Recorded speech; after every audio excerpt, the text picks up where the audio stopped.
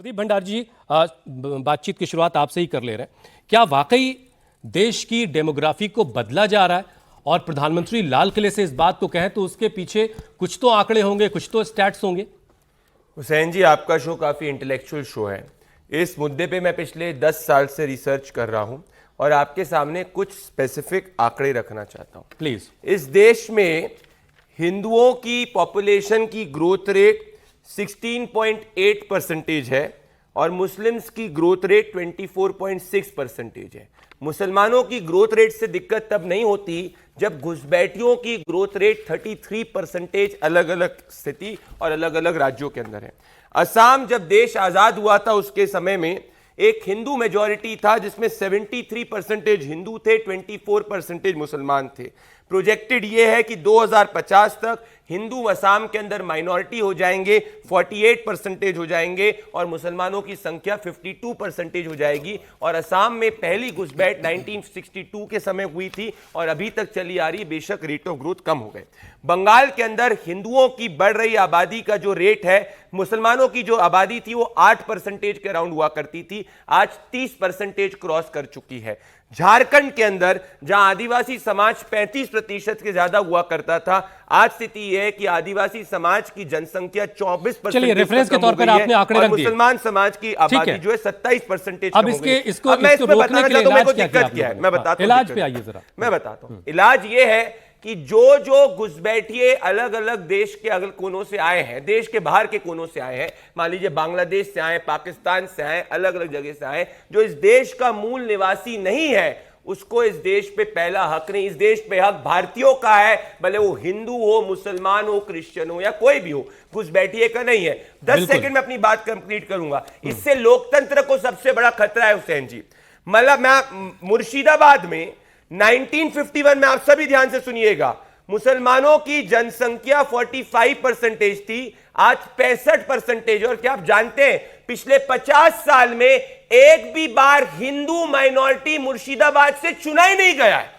तो मतलब क्या हो रहा है, जहां घुसपैठिए ज्यादा बढ़ रहे हैं और आबादी बढ़ा रहे हैं भारत के मूल निवासियों की नहीं, हिंदू मुसलमानों की नहीं, वहां ये लोकतंत्र पे भी फर्जी कार्ड लेके वीटो कर रहे हैं। ऐसी हालत धुबरी की है, ऐसी हालत मलापुरम के अंदर है। सोचने की बात हुसैन जी ये है कि जहां हिंदू माइनॉरिटी हो जाता है वहां हिंदू क्यों नहीं चुन के आ रहा है। लोकतंत्र और राष्ट्रीय सुरक्षा के लिए सबसे बड़ा खतरा है। मैं नहीं, झारखंड हाईकोर्ट ने भी 2024 में। ठीक है, ठीक है। शर्मा जी, आप कुछ कहना चाहेंगे इस पर कि डेमोग्राफी को लेकर के जो प्रधानमंत्री ने कहा वो एक गंभीर मुद्दा है, लेकिन विपक्ष कह रहा है कि वहां से कम से कम लाल किले के प्राचीर से ये सारी बातें नहीं होनी चाहिए थी। मुद्दा इतना बड़ा है, इतना गंभीर है, देश के लिए इतना बड़ा संकट है, संकट का बीज बोया जा रहा है, तो इसमें क्या दिक्कत है? देखिए, सबसे पहले तो मैं आज आपके चैनल से जन्माष्टमी की सबको हार्दिक बधाई देता हूं और उसके बाद आपको भी मुबारकबाद भाई। एक सिंपल सी लैंग्वेज में चलते हैं कि विद्वान, मुल्ला, मौलवी जो है उन्हें क्यों कहा जाता है, जो विद्वान होता है क्यों कहा जाता है कि उसके पास ज्ञान और शास्त्र होते हैं।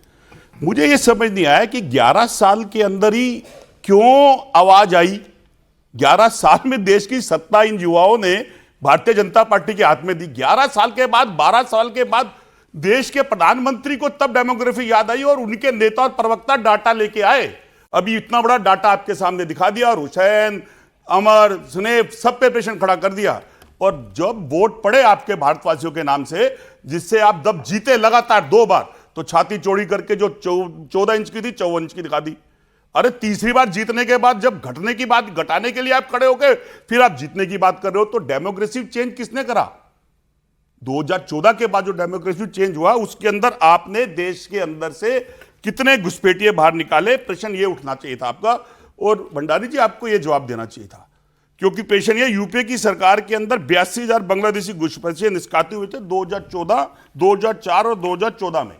और आपके टाइम के अंदर टर्नओवर के ऊपर मैं लिखूं 2004 से 2014 के बीच। हाँ जी, जो यूपीए की सरकार में 2004-2014 के करीब 82,000 बांग्लादेशी घुसपैठिए को निष्कासित किया गया था। अब इसके बाद इनके डाटा में 2014 से 25 और 2014 से 18 में 1822, 23 में 24 और 211 बांग्लादेशी निष्कासित हुए। 2025 के अंदर सिर्फ 5,000। ये इनका पोर्टल में है, मेरे पोर्टल में नहीं है।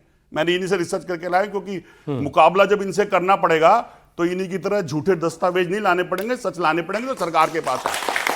क्योंकि झूठे लोग जब देश के अंदर खड़े हों और अपने ही देश के नागरिक को ये पूछे कि ये नागरिक नहीं है तो प्रश्न उस पर खड़ा होता है। मैं अपने देश के अंदर अपने प्रधानमंत्री के अधीन हूं और मैं सुरक्षित हूं, चाहे मेरा कोई भी मजहब हो, कोई भी धर्म हो। तो प्रधानमंत्री अगर 80-20 की राजनीति आरएसएस की क्या करने लगेंगे तो कल कोई और प्रधानमंत्री बनेगा, वो अपने धर्म की करेगा, फिर प्रश्न आप कैसे करेंगे? प्रधानमंत्री का दायित्व क्या है? संविधान के तहत रहना और संविधान के तहत देश के नागरिकों की रक्षा करना। ठीक है, आंकड़े कुछ छिपाए आपने, ये जो आंकड़े बताए अभी। ओपन चैलेंज देना चाहता हूं। इन्होंने एक आंकड़ा नहीं कोट किया, एक आंकड़ा अगर मैंने झूठा कोट किया हो मैं शो पे अपोलोजाइज करूंगा। उन्होंने एक आंकड़ा नहीं कोट करा है, इससे समझ में आता है गुमराह। एक आंकड़ा जो आपने बताया नहीं उसको कोट किया उन्होंने। नहीं, कौन सा? 2005 से लेकर 2000 लेके आए थे। किसने एनआरसी का विरोध किया था? जब हम सीए लेके आए थे, इन्होंने बोला था मुसलमानों की नागरिकता जाएगी। आप सब युवा है, एक मुसलमान की नागरिकता गई सीए लाने से? आप भी, मैं पूछना चाहता हूं हुसैन जी, क्या किसी मुसलमान की नागरिकता गई? क्या इन्होंने देश के सामने माफी मांगा? मुसलमानों को घुसपैठिए के साथ ये क्यों जोड़ रहे हैं? हम जब घुसपैठियों की बात कर रहे हैं, ये मुसलमानों को किस तरीके से समझते हैं? अब मैं बताता हूं। नहीं, एक सेकंड हुसैन जी, संविधान के पहले 3 अक्षर क्या है? We the people of India. अगर हम भारत के निवासियों की बात करें तो इसमें हिंदू मुसलमान क्यों देख रहे हैं? ये कॉन्स्टिट्यूशन के पहले 3 अक्षर है कि भारत का हक भारत के निवासियों को मिलना चाहिए। 70 साल तो आर्टिकल 370 नहीं हटा था, तो हमने बात नहीं करेंगे। जो देश की मूल समस्या, उसकी बात हमेशा करी जाएगी, उसका निवारण भी निकाला जाएगा। 2014 में सबसे ज्यादा बांग्लादेश घुसपैठियों के ऊपर बीजेपी ने नारे लगाए थे, कितने भेजे आपने? बता देता हूं। 2014 चलिए, वो आंकड़ा आपने बता दिया। आंकड़ा मैंने बता दिया। अब जरा प्रश्न नहीं, छोटा सत्यप्रकाश जी है, हम एनआरसी लाएंगे, समर्थन करेंगे, हम एनआरसी लाएंगे, समर्थन करेंगे। इनसे तो ये हिंदुस्तान है, ये झूठों का हिंदुस्तान नहीं है। एनआरसी पर आप उनके साथ हैं, चोरी से लेंगे, एनआरसी में वोट भी चोरी से लेंगे और आपका अधिकार भी चोरी से लेंगे और गद्दी पे चोरी से बैठ जाएंगे। घुसपैठियों को हटाना कैसे भारतवासियों को अधिकार लेना हो गया?